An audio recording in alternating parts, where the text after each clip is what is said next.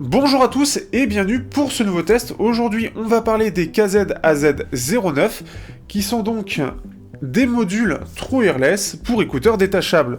Ils viennent concurrencer TRN sur ce terrain qui est actuellement le seul dans le bas de gamme et ce qui fait que ça en fait quelque chose d'intéressant. Le truc c'est que on va forcément arriver un peu dans le drama KZ. Pour ceux qui l'ont pas vu encore, je vous conseille de regarder la petite vidéo KZ nous a menti. Ce qui va être intéressant, petite parenthèse, on est en train de travailler avec Guillaume pour essayer de sortir une vidéo dessus. Quand je ne sais pas, j'ai un mois qui arrive qui est très chargé. Au-delà de ça, on est sur des modules qui sont donc vendus une vingtaine d'euros.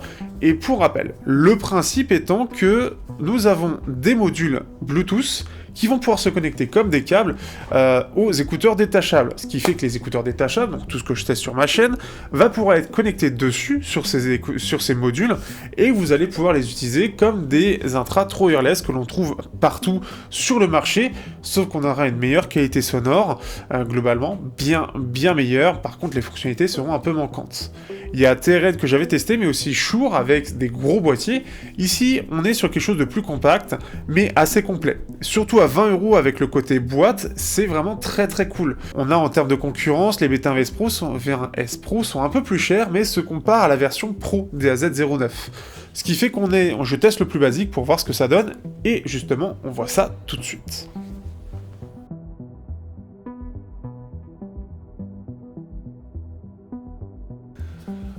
Au niveau du design, on est sur un design qui nous rappelle un petit peu ceux des KZ True Wireless, dont j'ai plus le nom en tête tout de suite, qui étaient les KZ Z1. Voilà, je le retrouve, les Z1 ou Z... non, juste les Z1, ou les CX10, peut-être pour ceux qui ont eu les CCA CX10, en version beaucoup plus gros. Forcément, comme c'est des modules, ça prend plus de place. On est toujours sur le port USB-C qui est sur le côté, alors je sais pas pourquoi ils veulent absolument que ce soit sur le côté, je trouve ça pas forcément très joli, mais toujours bien intégré. On a, et ce qui est intéressant, la petite LED pour dire l'état de la batterie qui est devant, qui est assez jolie, qui est un petit peu diffus, et qui pour le coup est un petit peu plus... On sent qu'il y a eu un petit peu plus de travail que la plupart des acteurs dessus, ce qui fait que ça fait partie du design, c'est joli, voilà, c'est sympathique. Quand on l'ouvre, on va avoir les deux modules, donc avec le gauche qui est à droite et le droite qui est à gauche. En fait, c'est la façon dont on va les prendre. En fait, ça va être plus facile de les prendre en version inversée. Ça permet aussi de prendre moins de place, puisque les intras qui prennent le plus de place vont être à l'intérieur. C'est surtout ça l'intérêt principal. On peut voir d'ailleurs que c'est creusé pour avoir la place, que les intras puissent avoir la place de se mettre, et surtout que l'ergo, notamment la partie embout, puisse aller dans la boîte sans problème. Ça va avoir forcément une incidence sur l'autonomie qui va être un peu plus réduite de celle de la boîte.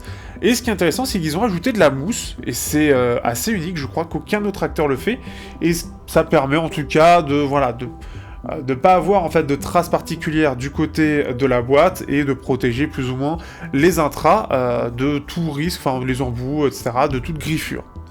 C'est intéressant, c'est assez particulier, c'était pas obligatoire, mais ils l'ont mis, ça permet de donner quand même un effet plus premium. Les modules True Wireless sont assez bien finis, je trouve, à première vue. On n'a pas de côté détachable comme ce que proposent les BT20 S Pro, mais par contre, on a une limitation qui est en plus de ça du côté pas détachable, c'est qu'on n'est que limité au 0,75 mm en type pin B ou pin C. C'est un peu problématique, ce qui fait que ça va ressembler que pour ceux qui ont les CCA C16 ou les KZ ZSTX par exemple, pour le type pin B. Et pour le type C, le petit... voilà, vous m'avez compris en type C, qui est par exemple les ZS10 Pro, plus récemment les ZEX, les CCNRA, etc., avec l'ergo qui ressort. On n'a pas de type A, donc c'est-à-dire sans ergot particulier, sans renfoncement, qui est manquant, donc on sent vraiment que c'est fait pour faire acheter du KZ uniquement et rien d'autre, ce qui est un peu dommage. Donc là où du coup TRN a l'avantage d'avoir en MMCX en type A et en type C. Il n'y a pas beaucoup de type B aujourd'hui, donc l'intérêt est vraiment limité aux produits vraiment KZ et un peu ancien KZ. Au-delà de ça, on a vraiment cette construction qui rappelle les TRN BT20, donc on ne peut pas détacher cette partie-là, la partie où on a le câble. Premièrement, on a le câble qui est visible ici, mais en tout cas c'est pas un module un petit peu qui fait entier, on sent vraiment deux parties, et la partie principale est assez compacte. On est en Bluetooth 5.2, on sent qu'il y a eu une réduction, on sent qu'il y a une amélioration depuis la sortie des BT20, et par rapport au BT20S Pro et BT30, c'est quand même plus compact, ça fait plus petit. Ce qui fait que c'est plutôt cool, et ils vont s'allumer lorsqu'on sort, lorsqu'on ouvre la boîte, donc vraiment comme de réels 3 wireless, ce qui fait que c'est plutôt cool. Là où, comme on est sur les TRN, quelque chose qui va être fermé, en fait, donc l'avantage, on a un avantage différent, c'est vraiment un choix différent. Ici, on a vraiment l'idée de pouvoir avoir l'expérience 3 wireless classique la plus proche possible. Ce qui fait qu'on a juste les retirer, mais dès qu'on les sort, en fait, ils vont se connecter. Donc c'est à partir de là aussi, ils vont chercher à se connecter à votre téléphone. Les modules en eux-mêmes, en termes de qualité sonore, alors je sais pas exactement qu'est-ce qu'il y a dedans, je suppose du Realtek.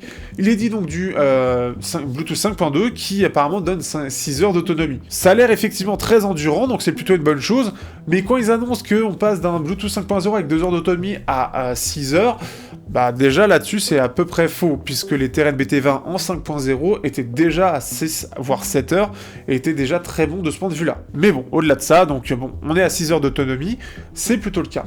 Le son est plutôt bon, on a une bonne amplification qui va permettre globalement de pouvoir utiliser tous ces intras sans problème, avec un bon son, et un souffle qui reste très limité.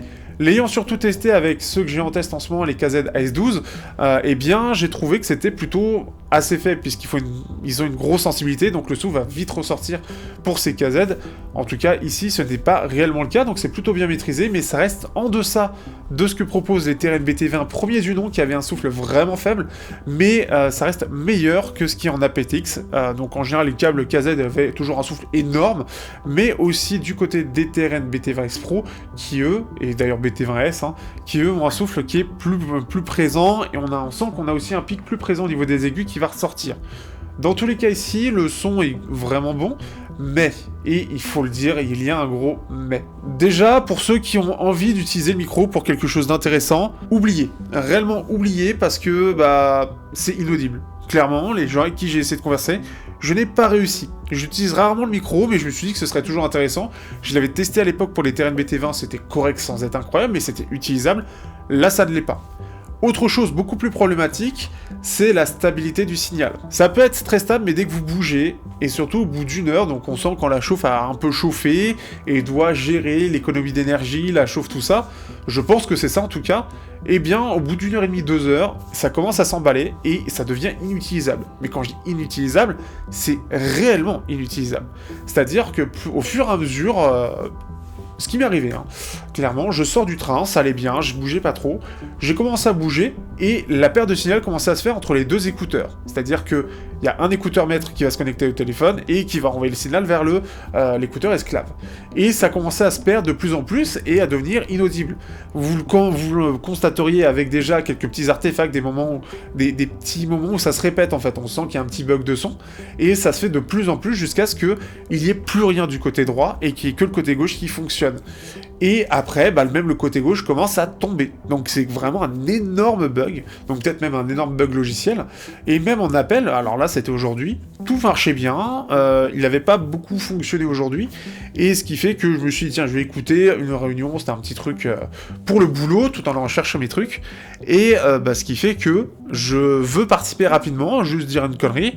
On m'entendait pas, c'était un sous-marin, et puis en plus de ça, au fur et à mesure, pareil, je commençais à perdre la qualité de son, pareil, ça commençait à couper exactement pareil. Donc, pour faire simple, ça aurait pu être un bon produit, surtout abordable, mais il est peut-être un peu trop abordable du coup, mais clairement, il est tellement buggé qu'il en devient inutilisable au bout de 2 heures. Alors c'est bien d'avoir 6 heures d'autonomie, mais si tu peux pas l'utiliser au bout de 2 heures, parce que même en le remettant dans la boîte, en se disant c'est un bug, peut-être un bug avec le téléphone, en les remettant, éteignant et en reprenant, c'était pareil, c'était planté.